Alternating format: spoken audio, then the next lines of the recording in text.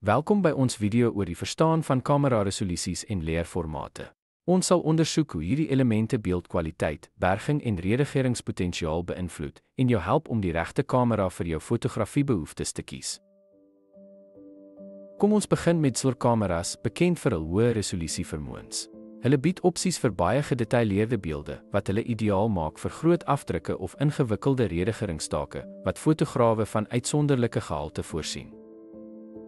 Dink nou aan selfone wat beduidende vordering in kamera-tegnologie gemaak het.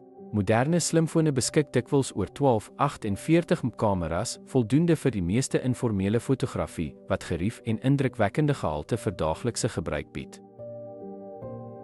JPEG is 'n algemene leerformaat wat deur beide selfone en SLRs gebruik word.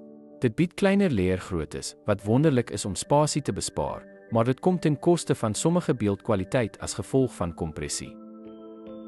RAW layers is beskikbaar op SLRs en sommige selfone bied fotograwe die vermoë om beelde in detail te redigeer sonder om kwaliteit te verloor.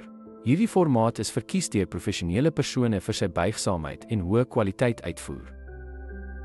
HEIF is 'n nuwer leerformaat wat deur selfone gebruik word, wat beter kompressie as JPEG bied sonder om kwaliteit te verloor. Dit word egter nie so wyd ondersteun nie, wat 'n beperking vir sommige gebruikers. TIFF layers is ondersteun deur SLRs en is dikwels in professionele omgewings gebruik. Hulle bied hoë kwaliteit beelde met verlieslose kompressie, wat hulle ideaal maak vir situasies waar beeldkwaliteit is van die allergrootste belang.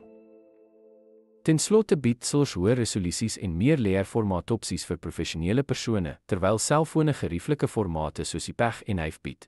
Om hierdie verskille te verstaan, help om die beste kamera vir jou behoeftes te kies.